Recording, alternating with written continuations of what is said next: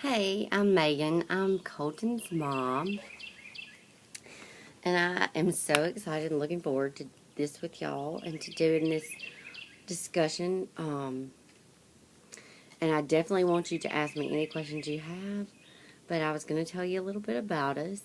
Like I said, my name's Megan, and we are from Cleveland. We have always lived in Cleveland. Um, Colton is now 11 years old. Um, Colton was born April 15th, 2002, and scored higher on his APGAR than my other two children. So, at first, there was no indication of any problems. No problems during pregnancy. The only problems we had were blood pressure related, which that was not a factor in this. Um, and one of the crazy things is, and this is one of the things I stress, I did not go into special education because of Colton. I was in special education the entire time. So, what's crazy to think about is that Colton was 1 year old, not walking, lacked trunk control, and I was going to special education classes all day, every day, because by then I was in my specialty area, and never occurred to me. I can remember being in one class where we learned all about cerebral palsy and epilepsy, and I just listened and smiled. Now I know that at the same time, Dr. Hartley and them knew exactly what was going on. And the crazy thing is, they'd say, because they knew Colton, because he was downstairs at the Child Development Center, and they would say, "How's Colton?" I would say, "Oh, he's great." So the level of denial is crazy, and I think at times the level of denial for something like that is pretty much the same as if you have lost a loved one, because, now don't get me wrong, I would not change Colton in any way, but at the same time, the normal hopes and dreams that you have for your children are taken away in an instant. So, um, denial was the first stage of grief that I had to go through, and I stayed there for a very long time. It's crazy to think, but up until Colton was probably 5, I wouldn't even talk about it. It was always, "He's fine. Don't worry about it. He's doing good." And this is a 5-year-old that has you know, the developmental age of a 4-month-old. And I still was just as in denial as ever. So, um,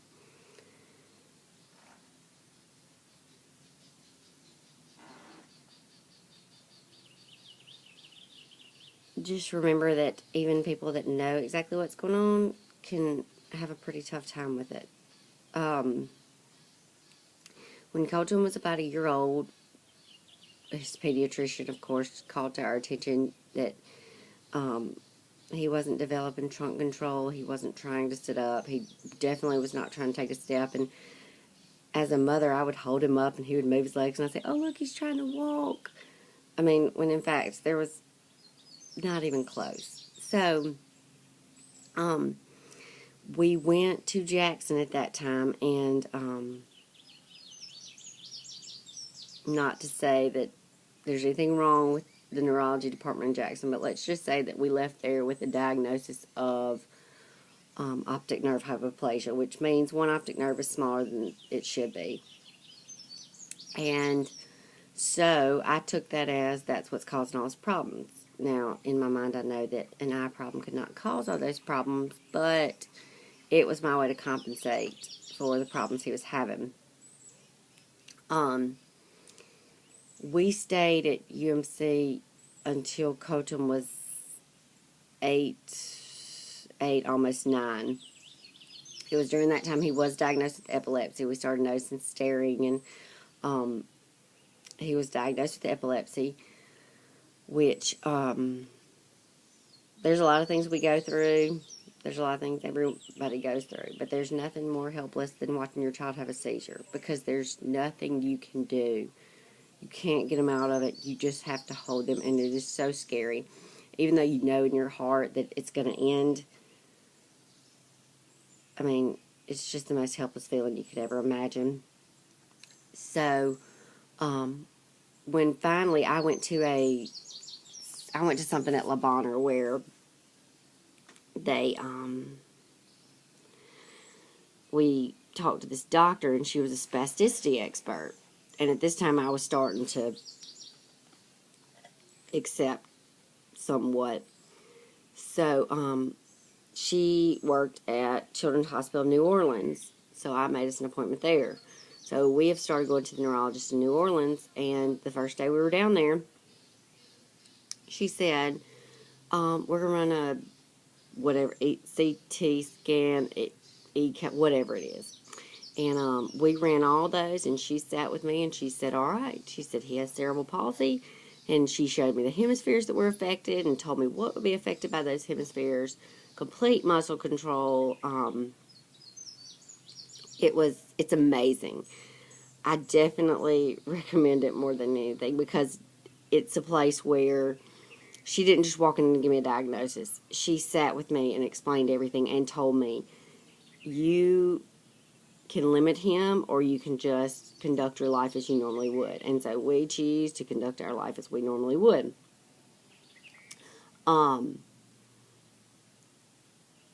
Our lives are crazy because we change up everything in a way we need to in order to allow Colton to participate with us. We go on trips constantly. We go to the beach. When we go to the beach, we rent a beach wheelchair. When we go to Disney World, he flies, and I pull a trailer carrying all his equipment.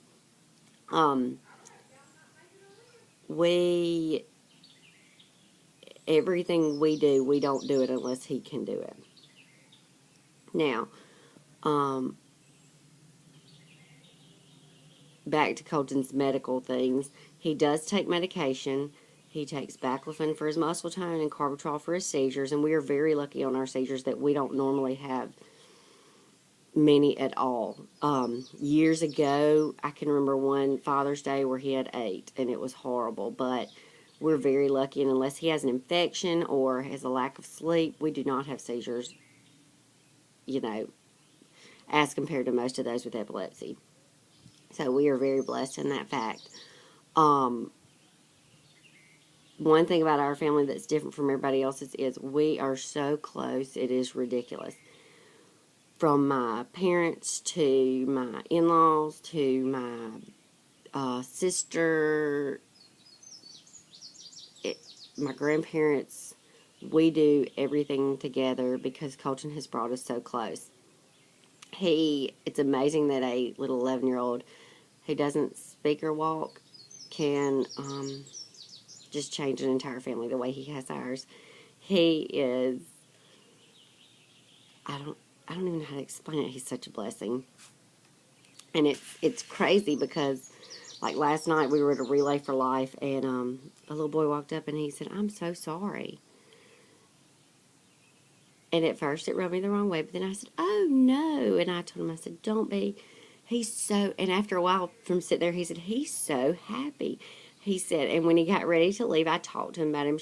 I let him touch him because kids are so funny. They just look, and I'm like, you can touch him. It's okay. And after touching him and playing with him, he looked at me and he said, I am so glad I met him today.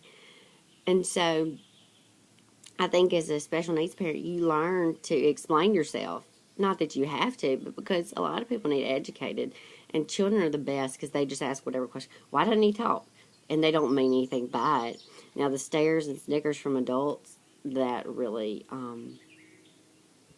ticks you off. There's a lot of adults in this world that need a reality check and a slap in the face, but we just look at them and smile. Colton loves everything and everyone. If he whines, something's wrong, and we better go to the doctor. He's happy every minute of every day. The only people he's uneasy about are people that are uneasy around him. He can read into people better than anybody I've ever known. his senses are so heightened. And he really is so smart.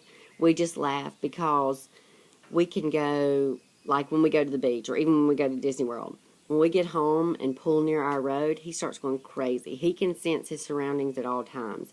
So, not only his surroundings, but people. And if he sees that somebody's uneasy around him, he's just as uneasy around you. And it's kind of funny. He does have a melatonin deficiency, which causes him to not sleep at all. So when we do get a regulated sleep pattern, we have to be very, very routine with it. And we are. He takes melatonin at night. His body does not produce that naturally. That's involved in part of the hemisphere of his brain that's affected.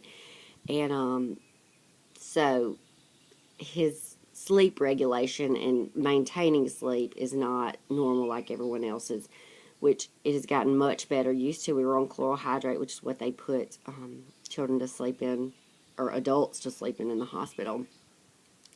Another thing about Colton is he has a very high pain tolerance. When he was, it'll be 4 years ago in August, we had what's called a tendon release surgery. It's where they went into his groin and his knees and snipped those tendons in order to allow more mobility. And because of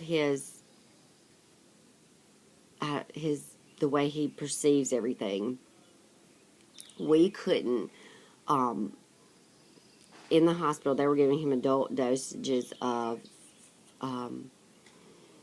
morphine. It was not affecting him in the least bit. That's how high his pain tolerance is and how resistant he is to medications, because he's been on so many different things all his life. He's so perceptive of things that after that, after the surgery, we went home and we couldn't even let anybody in the door because he was so protective of people walking in. He thought, that they were there to hurt him, and it was horrible. That was probably our worst experience ever, and so that's why we work very hard at our therapies in order to not have to do any more of those surgeries. He does receive therapy, but the crazy thing is I do have to go to due process with Medicaid about once or twice a year in order to keep his therapy, because they would just love to cut it off.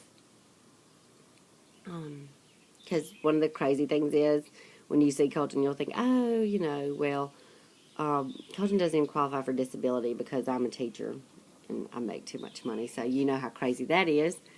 But that's just the way the system works. So we don't even worry with that anymore.